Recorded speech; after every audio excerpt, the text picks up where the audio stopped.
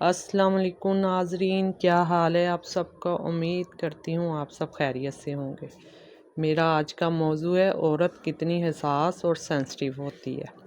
مرد کو سمجھنے کی جتنی صلاحیت اللہ تعالیٰ نے عورت کو بخشی ہے، مرد کو اس کی ہوا بھی نہیں لگنے دی۔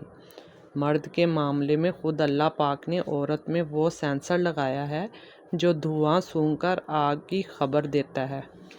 MBA شوہر دوست کو گھر لاتا ہے اور مڈل پاس بیوی اس کو 10 منٹ میں بتا دیتی ہے کہ اس کی نظر ٹھیک نہیں۔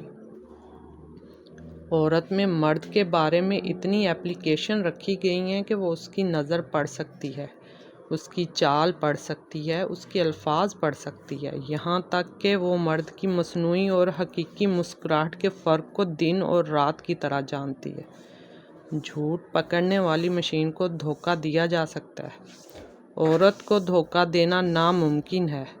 وہ مروت سے چپ کر جائے تو اس کی مہربانی ہے۔ جھگڑا دفتر میں ہوتا ہے اور اس کی خبر وہ آپ کا مکھڑا دیکھ کر بتا دیتی ہے۔ آپ ٹریفک وارڈن سے لڑ کر مسکراتے ہوئے گھر میں داخل ہوں، مگر وہ اچانک پیچھے سے آ کر کہتی ہے کس سے لڑ کر آئے ہیں، اور آپ کا ترا نکل جاتا ہے۔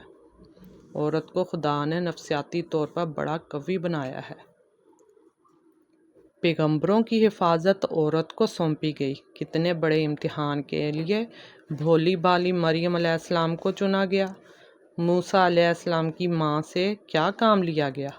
موسیٰ علیہ السلام کی 9 سال کی بہن سے کیا کام لیا گیا؟ فرعون کی بیوی سے کیا کام لیا؟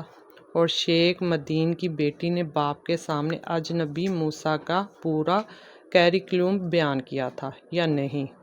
کیا وہ ان کو جانتی تھی؟ اسے کیسے پتہ چل گیا؟ وہ امین بھی ہیں، حیا والے بھی ہیں۔ اللہ پاک نے عورت کو جسمانی طور پر کمزور نہیں بنایا۔ وہ بچہ پیدا کرتی ہے اور مرد کے اندر 40 سال تک ماں کے دودھ کی طاقت ہوتی ہے۔